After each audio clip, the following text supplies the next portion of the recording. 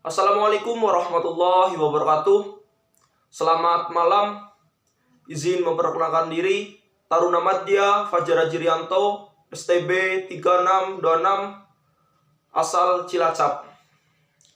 Pada kesempatan hari ini, saya akan menyelesaikan tugas mata kuliah Restoratif Justice, di mana pada mata kuliah Restoratif Justice terdapat tugas yaitu membaca dan memahami Undang-Undang Nomor 11 Tahun 2012 tentang Sistem Peradilan Pidana Anak.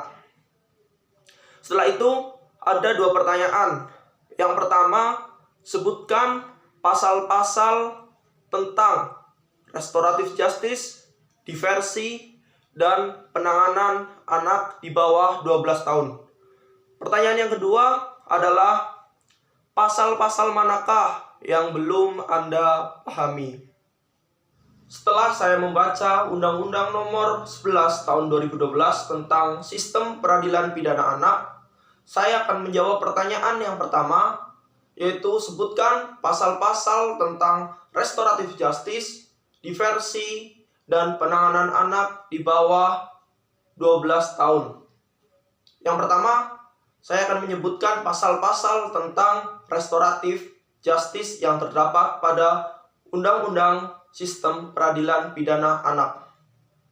Yang pertama, tercantum pada bab 1 Ketentuan Umum pasal 1 ayat 6. Di situ dijelaskan pengertian tentang keadilan restoratif. Keadilan restoratif adalah penyelesaian perkara tindak pidana dengan melibatkan pelaku, korban, keluarga korban atau pelaku, dan pihak yang terkait untuk mencari penyelesaian dengan menekankan pemulihan kembali pada keadaan semula dan bukan pembalasan. Yang kedua, pada pasal 2 poin B, D, C yang berbunyi, sistem peradilan pidana anak dilaksanakan berdasarkan asas B, keadilan, D, kepentingan terbaik bagi anak, dan C, penghindaran pembalasan. Menurut saya, poin itu yang paling merucut kepada restoratif justice. Yang ketiga, pada pasal 5 ayat 1 dan 2 disebutkan bahwa sistem peradilan pidana anak wajib menggunakan pendekatan keadilan restoratif. Pada ayat kedua, sistem peradilan pidana anak sebagaimana dimaksud pada ayat 1 meliputi poin A sampai C. Yang keempat, pasal 8. Pada pasal 8 ayat 1 disebutkan proses diversi dilakukan melalui musyawarah yang melibatkan anak dan orang tua anak atau walinya, korban dan atau orang tua walinya, pembimbing kemasyarakatan, dan pekerja sosial profesional berdasarkan pendekatan keadilan restoratif. Dan yang kelima, tercantum pada bab 9 tentang peran serta masyarakat, yaitu pada pasal 93 yang berbunyi, masyarakat dapat berperan serta dalam perlindungan anak mulai dari pencegahan sampai dengan reintegrasi sosial dengan cara yang saya ambil yaitu pada poin D, berpartisipasi dalam penyelesaian perkara anak melalui diversi dan pendekatan keadilan restoratif. Sebenarnya wujud nyata dari restoratif justice yaitu pada Undang-Undang SPPA ada dua. Yang pertama yaitu diversi dan yang kedua yaitu penanganan anak di bawah 12 tahun. Jadi pada intinya pasal-pasal yang terkait dengan diversi dan penanganan anak di bawah 12 tahun termasuk berkaitan juga dengan pasal-pasal restoratif justice. Yang selanjutnya, Pasal-pasal tentang diversi. Pasal-pasal tentang diversi terdapat pada pasal 1 ayat 7, di mana di situ dijelaskan pengertian dari diversi itu sendiri, yaitu pengalian penyelesaian perkara anak dari proses peradilan pidana ke proses di luar peradilan pidana. Pada Undang-Undang Nomor 11 Tahun 2012 tentang Sistem Peradilan Pidana Anak, pada bab 2 yaitu tentang diversi. Bab 2 berisi dari pasal 6 sampai pasal 15.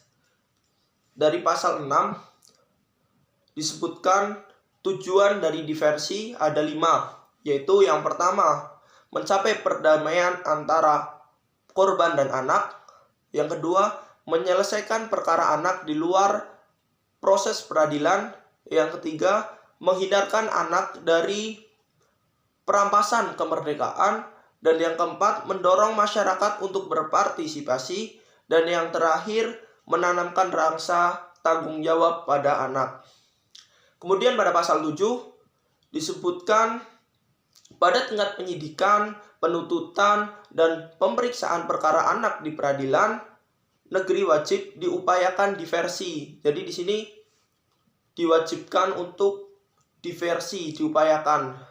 Selanjutnya pada poin 2, diversi sebagai dimaksud pada ayat 1 dilaksanakan dalam hal tindak pidana yang dilakukan A.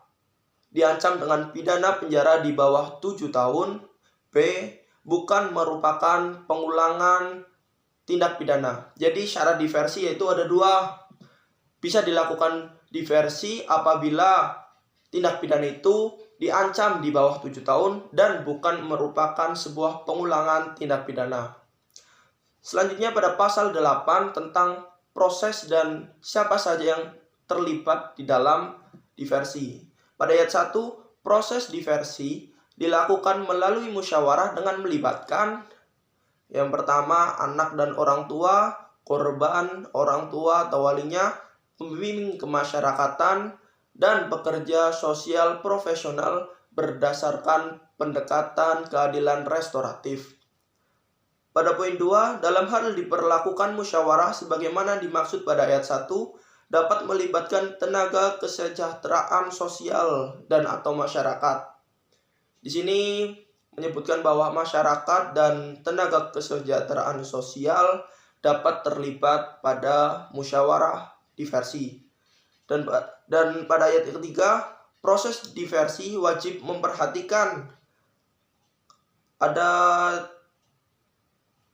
6 yang harus diperhatikan. Selanjutnya pada pasal 9. Pasal 9 ayat 1 berbunyi, penyidik, penuntut umum, dan hakim dalam melakukan diversi harus mempertimbangkan A. Kategori tindak pidana, B. Umur anak, C. Hasil penelitian kemasyarakatan dari Bapas, D. Dukungan lingkungan, keluarga, dan masyarakat. Selanjutnya pada pasal 10 tentang kesepakatan diversi.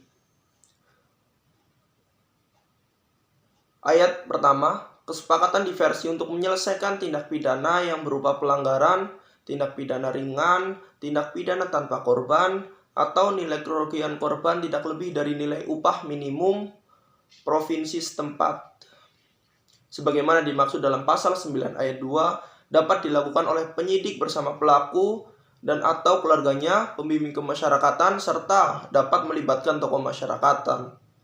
Selanjutnya pada pasal 11, hasil kesepakatan diversi dapat berbentuk antara lain yang A. Perdamaian dengan atau tanpa ganti kerugian.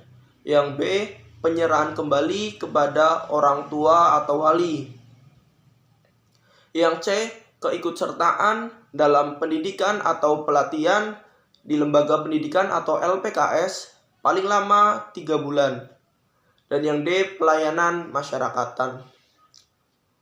Selanjutnya pada pasal 12 tentang ayat pertama, hasil kesepakatan sebagaimana dimaksud dalam pasal 11 dituangkan dalam bentuk kesepakatan diversi.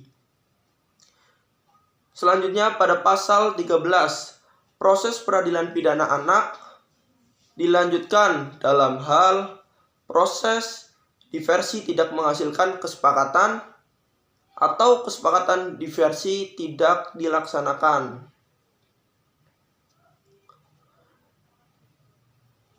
Dan yang terakhir pasal 15, yaitu tentang ketentuan mengenai pedoman pelaksanaan proses diversi, tata cara dan koordinasi pelaksanaan diversi diatur dengan peraturan pemerintah.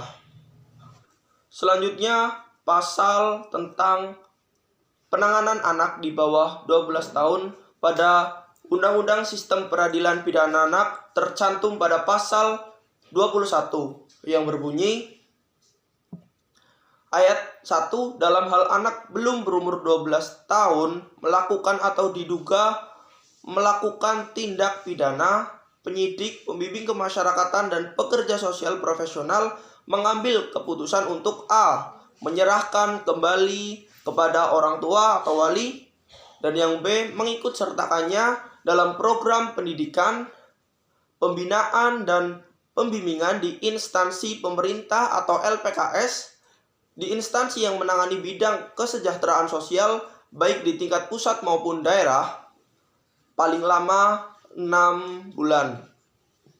Pada pasal 21 ada 6 ayat.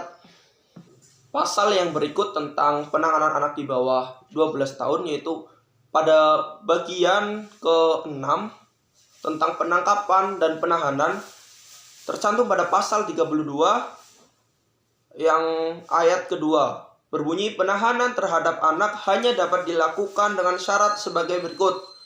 Yang A, anak telah berumur 14 tahun atau lebih. Yang B, diduga melakukan tindak pidana dengan ancaman pidana penjara 7 tahun atau lebih. Pada poin A ini, anak telah berumur 14 tahun. Berarti jika anak di bawah 14 tahun, yaitu 13 tahun ke bawah, tidak dapat dilakukan penahanan. Sekian pasal-pasal di dalam Undang-Undang Nomor 11 Tahun 2012 tentang Sistem Peradilan Pidana Anak, pasal-pasal yang berkaitan tentang restoratif justice, diversi, dan penanganan anak di bawah 12 tahun.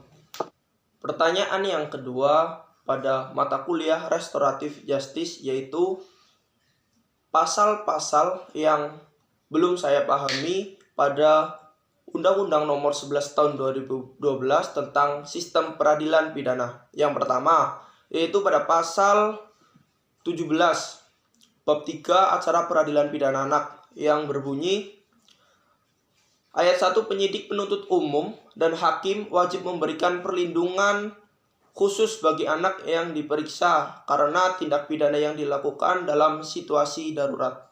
Yang saya pertanyakan yaitu situasi darurat seperti apakah yang dimaksud pada pasal 17 ini. Selanjutnya pada pasal 20 berbunyi dalam hal tindak pidana dilakukan oleh anak sebelum genap berumur 18 tahun dan diajukan ke sidang pengadilan setelah anak yang bersangkutan melampaui batas 18 tahun tetapi belum mencapai umur 21 tahun. Anak tetap diajukan ke sidang anak. Dalam artian pada saat umur, misal umur 20 atau umur 19 tahun, anak tetap diajukan ke sidang anak. Namun pada pasal 86 dijelaskan anak yang belum selesai menjalani pidana di LPKA dan telah mencapai umur 18 tahun dipindahkan ke lapas pemuda yang saya tanyakan. Ketika anak yang berumur 19 atau 20 tahun mengikuti sidang anak karena diajukannya setelah umur 19 atau 20 tahun, itu setelah sidang apakah masuk ke dalam lembaga pembinaan khusus anak atau pada lembaga pemasyarakatan pemuda. Siap, terima kasih. Terima kasih. Sekian yang dapat saya sampaikan tentang tugas dari mata kuliah Restoratif Justice. Apabila terdapat kesalahan, saya mohon maaf. Sekian, terima kasih. Billahi taufiq wal hidayah. Wassalamualaikum warahmatullahi wabarakatuh.